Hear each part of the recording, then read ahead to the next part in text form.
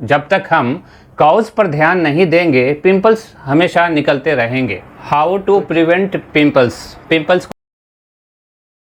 को कैसे रोकें है।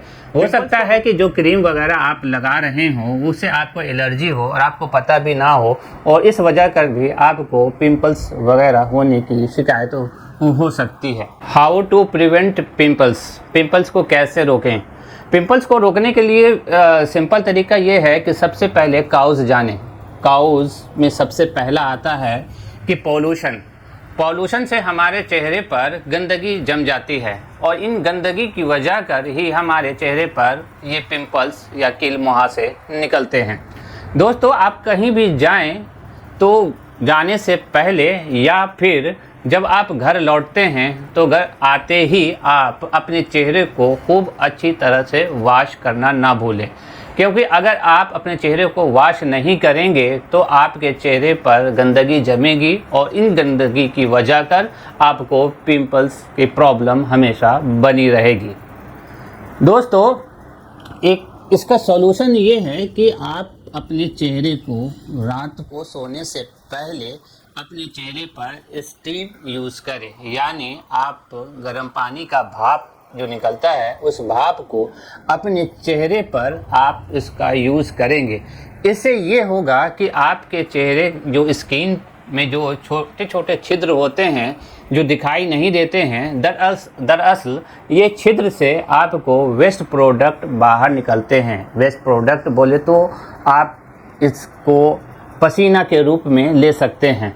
पसीना जब तक आपके स्किन से बाहर नहीं आएगा वो गंदगी अंदर रहेगी और आपको पिंपल्स सताता रहेगा। तो दूसरा कारण ये भी रहा कि अगर आपके स्किन से पसीना बाहर नहीं निकलेगा तो आपको ये पिंपल्स यानी कि कील मुहासे की परेशानी आपको सदा बनी रहेगी। कुछ मामलों में ये भी देखा गया है कि अगर आप खट्टी चीज़ या फिर जंक फूड वगैरह खाते हैं तो उससे भी पिंपल्स होने की शिकायत होती है।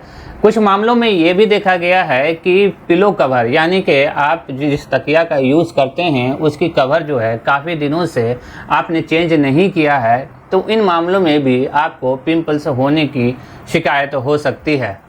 कुछ मामलों में ये भी देखा गया है कि अगर आपको कॉन्स्टिपेशन की शिकायत रहती है तो वहाँ भी पिंपल्स की शिकायत होनी लाजमी है।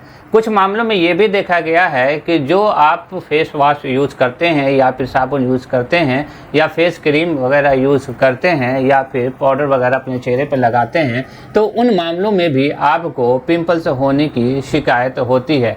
हो सकता है कि जो क्रीम वगैरह आप लगा रहे हो उससे आपको एलर्जी हो और आपको पता भी ना हो, और इस वजह कर भी आपको पिंपल्स वगैरह होने की शिकायत हो सकती है। अब आइए आपको इससे निजात पाने के लिए एक होम रेमेडीज़ आपको मैं बताता हूँ। इस होम रेमेडीज़ के लिए मैं ये कहता हूँ कि आज से कुछ साल पहले मुझे भी पिंपल्स हुआ करता था और चेहरे पर दाग हुआ करता था, तो मैंने इस होम रेमेडीज़ को खुद यूज़ किया है, जिससे आज आप देखेंगे कि मेरे चेहरे पर कोई भी पिंपल्स के दाग नज़र नहीं आ रहे होंगे।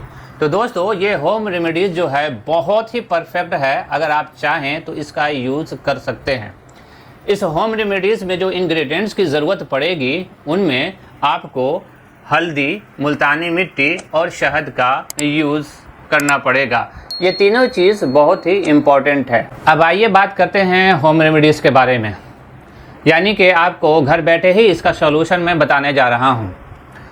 इस होम रेमेडीज़ में आपको जो इंग्रेडिएंट्स की ज़रूरत पड़ेगी वो है 2 बड़े चम्मच मुल्तानी मिट्टी, 2 बड़े चम्मच शहद और 1 चम्मच आपको हल्दी पाउडर की ज़रूरत पड़ेगी।